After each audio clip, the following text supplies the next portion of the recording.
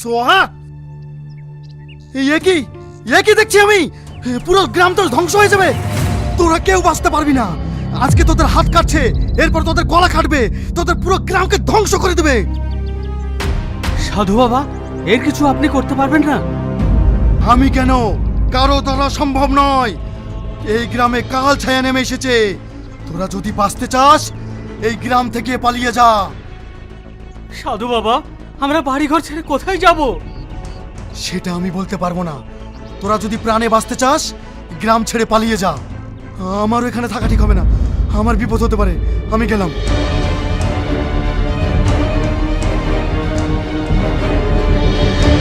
সাধু তো পালিয়ে গেল, এখন আমরা কি করব? কি করবো মানে? আমরা এই গ্রামে থেকে মরবো নাকি? আমরা পালাবো। তোরা সবাই পালিয়ে যা, আমি পালাবো না। আমি এই বাপের ভিটিতেই থাকবো।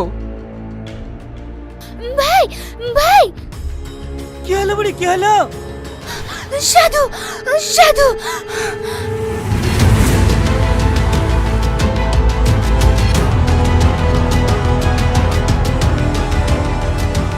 সাধু বাবা, সাধু বাবা, সাধু বাবা।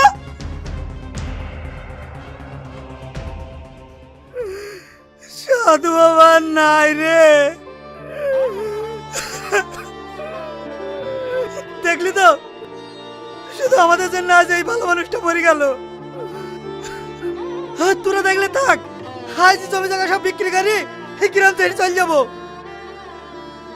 সবই ঠিক আছে ভাই, কিন্তু আমাদের এই জমি জায়গা এখন কে নেবে?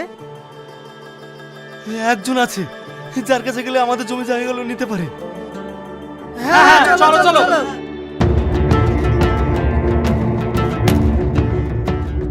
বড় সাহেব, আমার জমিটা আগে নেন। আমারটা নেন, আমারটা আগে নেন। নেন।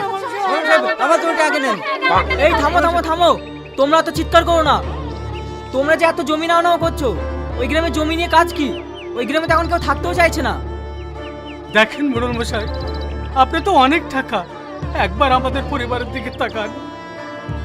ঠিক আছে, তোমরা যখন এত করে বলছো, তাহলে তোমাদের জমির দাম বলো। মোড়ল সাহেব, এখন তো 10 লাখ টাকা বিঘে চলছে, তাহলে আপনি বলেন কত টাকা দেবেন? দেখো, আমার জমি নেওয়ার অত ইচ্ছা নেই। তোমরা যখন এত চাপাচাপি করছো, আমি বিঘা প্রতি 1 লাখ টাকা দেবো। তোমাদের মন চাইলে আমাকে দাও, না হলে চলে যাও। মোড়ল সাহেব, 1 লাখ টাকা দিলে কি করে হবে বলুন? আর কিছু টাকা ধরে দিন না, নয়তো আমরা না খেয়ে মরে যাব। দেখো, তোমাদেরকে আমি ভালোবাসি বলে এই টাকাটা দিতে চাইছি, না হলে বর্তমানে এই জমির কোনো মূল্যই নেই। একেবারে কম হয়ে যাচ্ছে যে। ঠিক আছে মোড়ল সাহেব, আপনি 1 লাখ টাকা করে দিয়েন। ঠিক আছে, তোরা সবাই লাইন দিয়ে দাঁড়া। আপন আপন জমির দলিল নিয়ে আয়, টিপসই দা, টাকা নিয়ে যা।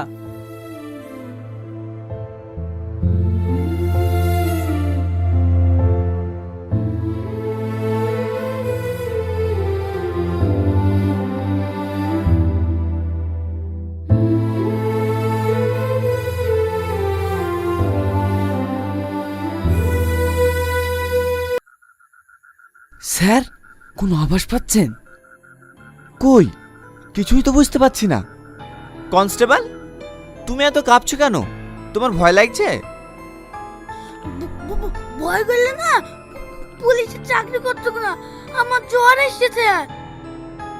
কই জ্বর আসছে তোমার? গা তো পুরো ঠান্ডা। স্যার, এই জ্বর আপনি বুঝতে পারবেন না, এই জ্বর অন্তরের জ্বর। হ্যাঁ হ্যাঁ, আমি সবই বুঝতে পারছি কি কারণে তুমি এইভাবে কাঁপছো।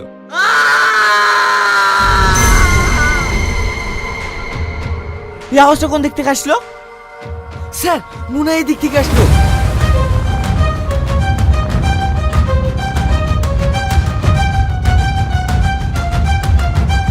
কি হলো গো তোমার? ওরকম করছো কেন?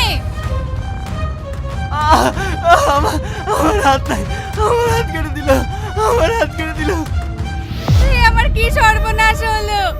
কে কোথায় আছো গো? তাড়াতাড়ি আসো, আমার স্বামীর হাত কেটে দিয়েছে।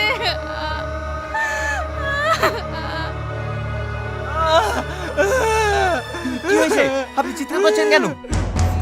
স্যার, স্যার আমার হাত কেটে দিল, স্যার আমার হাত কেটে দিল, স্যার। শান্ত হন, শান্ত হন।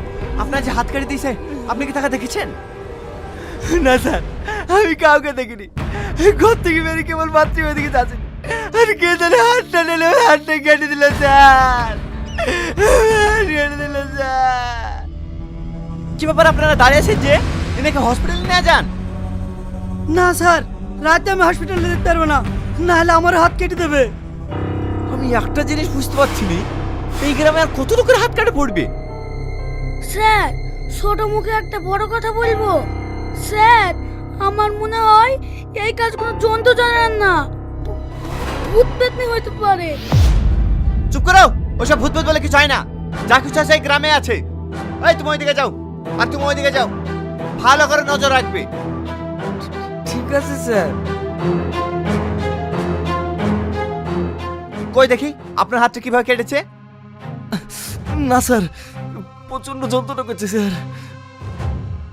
স্যার স্যার বাঁচান বাঁচান। Rakesh,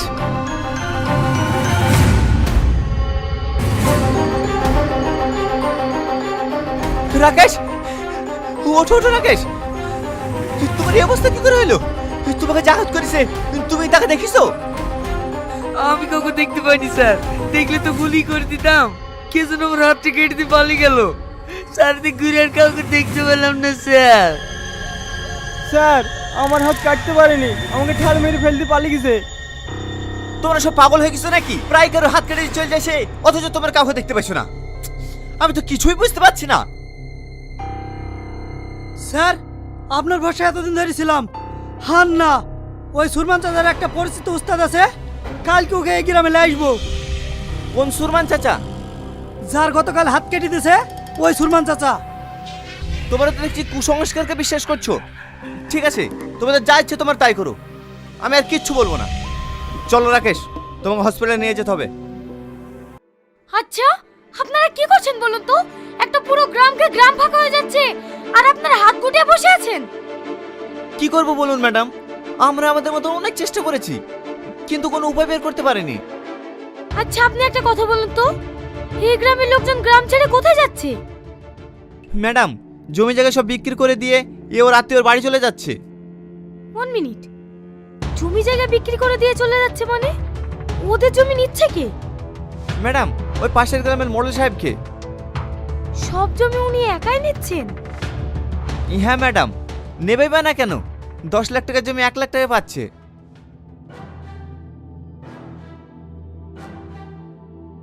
I C.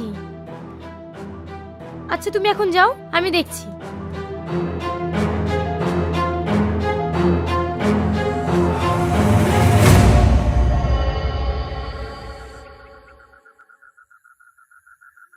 মাল খেয়ে যদি না হবে আমার, তবে কিসের মাতাল?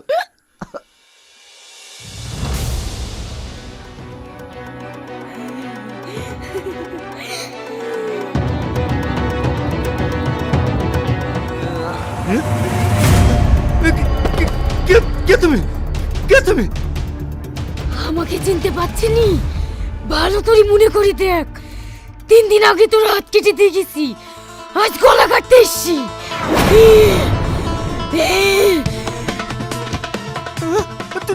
তুমি কে হাত কাটবা? আমি তো আমার হাত নিজে কেটেছি। সত্যি করে বল, তুই কিসের জন্য নিজে নিজে হাত কেটেছি? না না, আমি বলবো না, বললে ওরা সব মেরে ফেলবে আমাকে। সত্যি করে বল, নাহলে এখানে তোকে আমি মেরে ফেলবো। বল। মুখ কাঁচাইবে না, মুখ কাঁচাইবে না, আমি সব বলছি, আমি সব বলছি।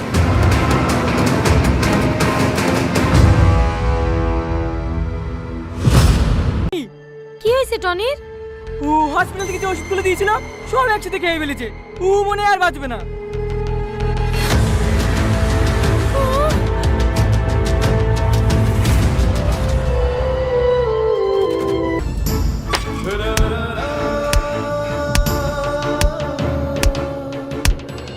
কি হলো মার? আমি পারবো না। কেন পারবি নি? তোর ভাই বলে? ও তোর ভাই না, ও তোর ভাই হলে এরকম জঘন্য কাজ কখনো করতে পারতো না।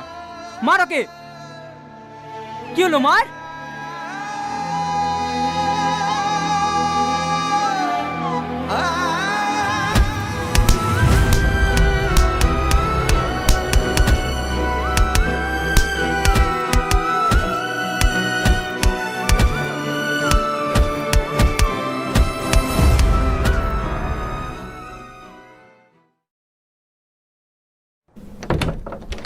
ম্যাডাম টনির মা দেখা করতে এসছে। বলো এখন দেখা করা হবে না। খুব কান্নাকাটি করছে। ঠিক আছে, বেশিক্ষণ দেখা করতে দেবে না, জাস্ট 5 মিনিট। ঠিক আছে ম্যাডাম।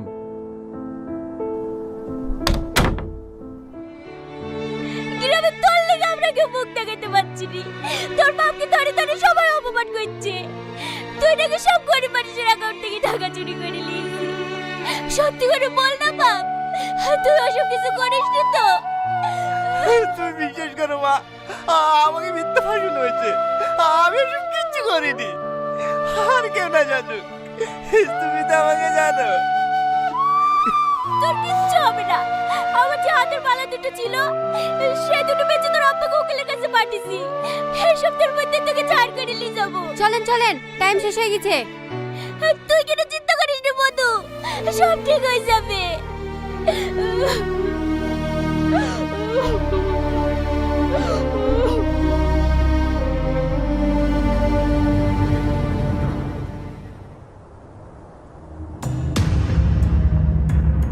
হ্যালো স্যার, আপনাদের একজনকে ধরে ফেলেছে। ওকে মুখ খুলেছে? না স্যার, কিন্তু ওকে যেভাবে টর্চার করছে ও মনে হয় সব ভুলেই ফেলবে। যত তাড়াতাড়ি সম্ভব আপনারা জায়গা চেঞ্জ করে ফেলেন।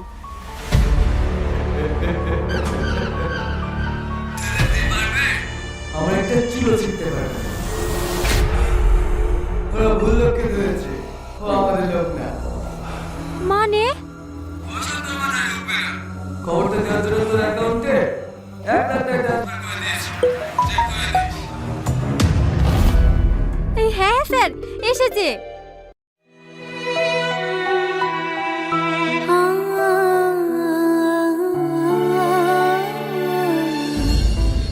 মদ খেয়ে মেয়েদের গিফট চেক করা, জানিয়ে যা।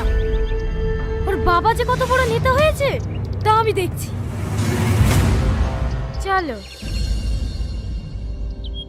আচ্ছা সালমা, তুমি তো পুলিশ। আমি যদি কোনোদিন কোনো অন্যায় করে ফেলি, তুমি আমার গায়ে হাত তুলবা? হ্যাঁ, তীরে টাঙি পেটাবো।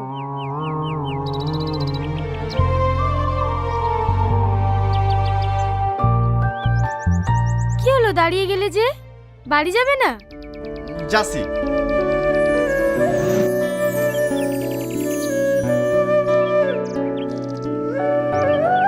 আমার বিশ্বাস আমার টনি কোনো অন্যায় কাজ করতেই পারে না।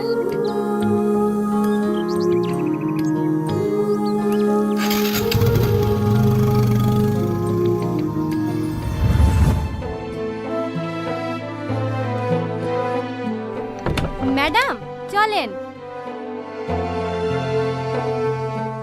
কি ব্যাপার ম্যাডাম, আপনি কান্না করছেন? কই না তো, বল। ডিউটিতে যাবেন না? হ্যাঁ, তুই চল, আমি আসছি।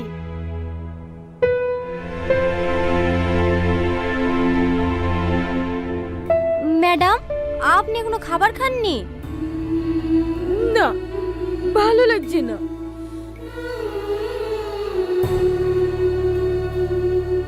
আমি বুঝতে পারছি আপনার মনের অবস্থা। এখানে আপনার তো কোনো দোষ নাই, ওই তো আপনাকে ধোকা দিয়েছে। সাথী, আমার কোথাও ভুল হচ্ছে না তো? আমার কেন জানি মনে হচ্ছে ও নির্দোষ। একটা সত্যি কথা বলবো ম্যাডাম?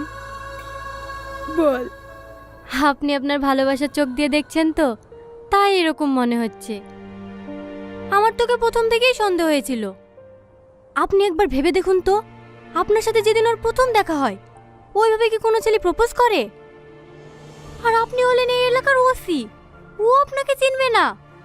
ও আপনাকে খুব ভালো করেই চেনে, আর চেনে বলেই আপনার সাথে ভালোবাসার অভিনয় করে আপনাকে হাতে রাখার চেষ্টা করেছিল, যাতে ওর অবৈধ কাজগুলো সুন্দরভাবে চালিয়ে যেতে পারে। তুই ঠিক বলেছিস, আমি ওর ভালোবাসায় অন্ধ হয়ে গেছিলাম, তাই ওর মুখোশের আড়ালে লুকিয়ে থাকো শয়তানটাকে দেখতে পাইনি। ড্রাইভারকে গাড়ি বের করতে বল। ও এতদিন শুধু সালমাকে দেখেছি, এবার একজন পুলিশ অফিসারকে দেখি।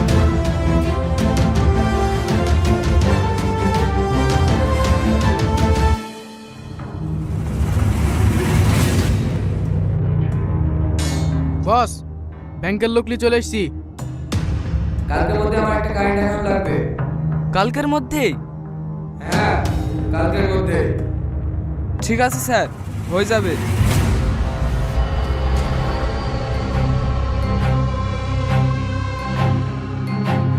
চল।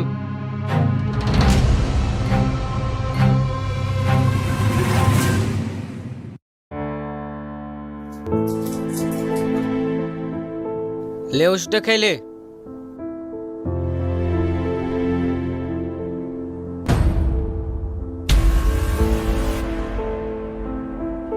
লে ওষুধটা খেলে।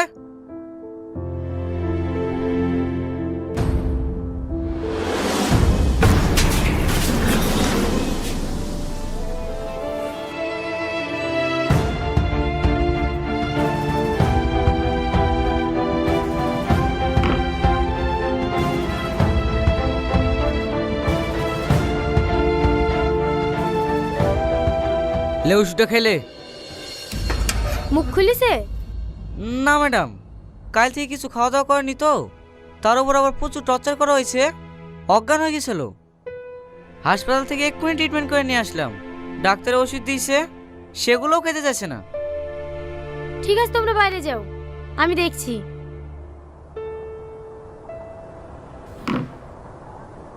তুই কি ভাবছিস এসব নাটক করলে তুই ছাড় পেয়ে যাবি? আমি নাটক করছি নি সালমা, তোমরা যদি আমাকে মেরেও ফেলো না, তবু আমি শুধু একটা কথাই বলবো, আমি এসবের কিচ্ছু জানিনি।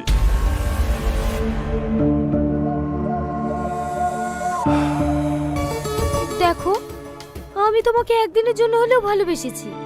তুমি এভাবে পড়ে পড়ে মার খাচ্ছ, কষ্ট পাচ্ছ, আমার খারাপ লাগছে না বলো? তোমার অ্যাকাউন্ট থেকে এতগুলো টাকা ট্রান্সফার হয়েছে, তার সমস্ত এভিডেন্স আমাদের কাছে আছে। তোমার বাঁচার আর কোনো উপায় নাই। তাই তোমাকে বলছি, তোমার সাথে কারা কারা ছিল নামগুলো করে দাও। আমি তোমাকে কথা দিছি, ফাঁসির হাত থেকে আমি তোমাকে বাঁচাবো। তাহলে ভাগ্য করে আসতে হয়।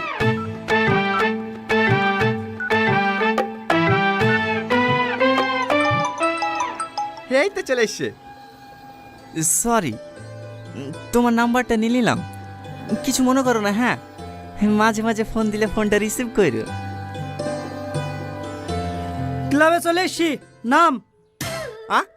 ক্লাবে নামবে না রে, চ। কোথায় যাবি?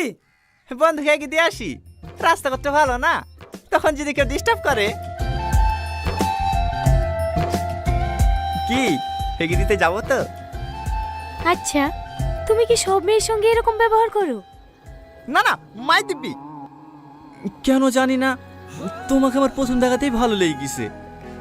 আবার কোনোদিন দেখা পাবো কি পাবো না, তাই মনের কথাগুলি বলেই ফেললাম। তুমি তো দেখছি অনেক ফাস্ট। একটা মেয়েকে প্রথম দেখলে আধা ঘন্টা যেতে না যেতে তাকে প্রপোজও করে দিলে। তোমার কি মনে হয় সে মেয়েটা তোমার প্রেমে পড়ে যাবে? না, কিন্তু একই ভুল আমি বারবার করতে চাই না। ভুল মানে? আমার একজনকে অনেক ভালো লাগতো, কিন্তু তাকে মনের কথা জানানোর আগেই সে আমার জীবন থেকে হারিয়ে গেছে। হ্যাঁ, তুমি হলে আমার দ্বিতীয় ভালো লাগা। আমি চাই না আমার জীবন থেকে নতুন করে আর কাউকে হারাতে, তাই আর দেরি না করে আমার মনের কথাটা জানিয়ে দিলাম। এবার তুমি আমাকে ভালোবাসো না বাসো তাতে আমার কোনো আফসোস নাই। আমি যে তোমাকে মনের কথাটা জানাতে পেরেছি তাতেই আমি অনেক খুশি। তুমি যদি একবার বলো আমাকে পছন্দ না, কথা দিলাম আমি আর কোনোদিনও তোমাকে ডিস্টার্ব করব না। এইখানে ম্যাডাম? হ্যাঁ।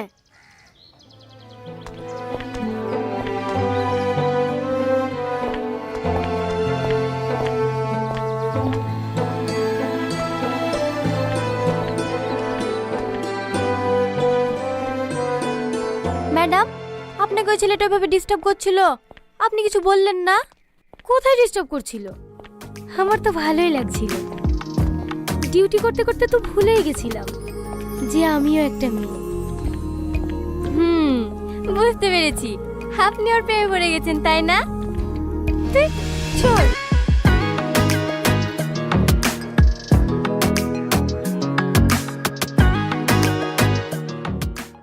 Good morning sir.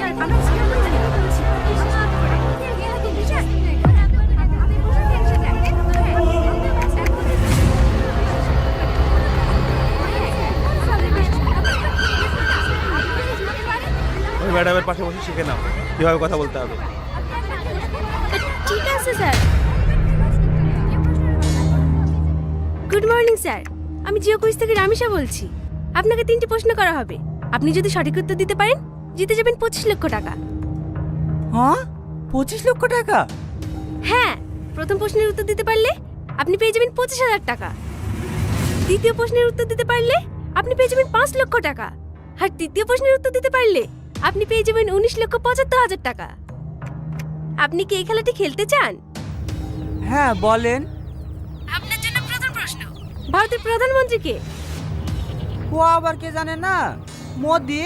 কংগ্রেচুলেশন, সঠিক উত্তর দিয়ে আপনি জিতে নিয়েছেন 25,000 টাকা।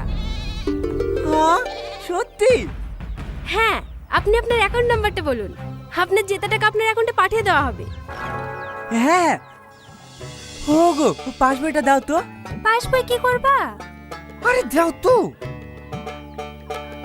দাঁড়ান ম্যাডাম, একটু দাঁড়ান।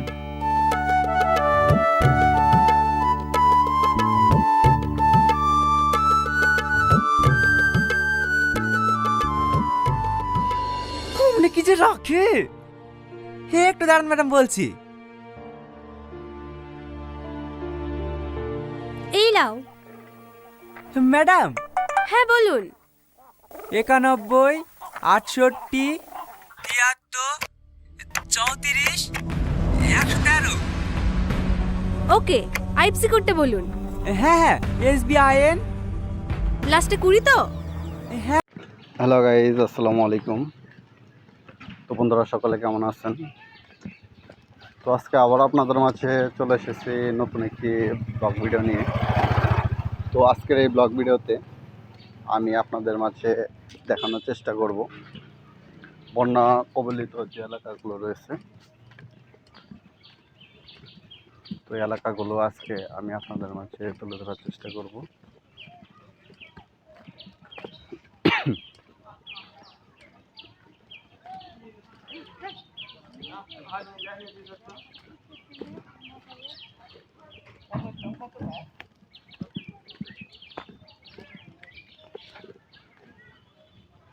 তো বন্ধুরা, এই যে দেখতে পাচ্ছেন, এটা কিন্তু হচ্ছে সেই কিন্তু বন্যা কবলিত এলাকা।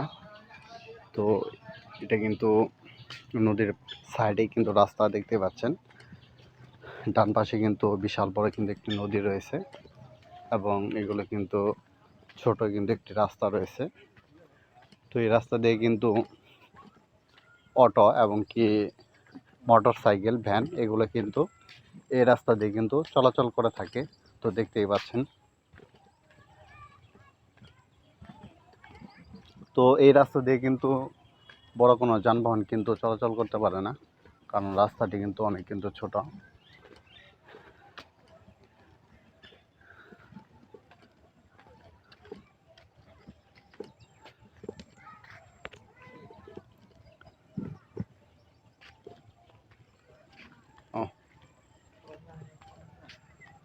তো দেখতে পাচ্ছেন এখানে কিন্তু অনেক কলার গাছ কিন্তু রয়েছে।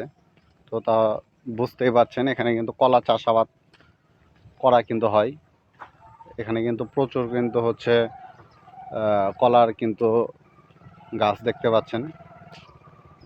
তো সামনে কিন্তু অনেক বড় কিন্তু কলার বাগানও রয়েছে।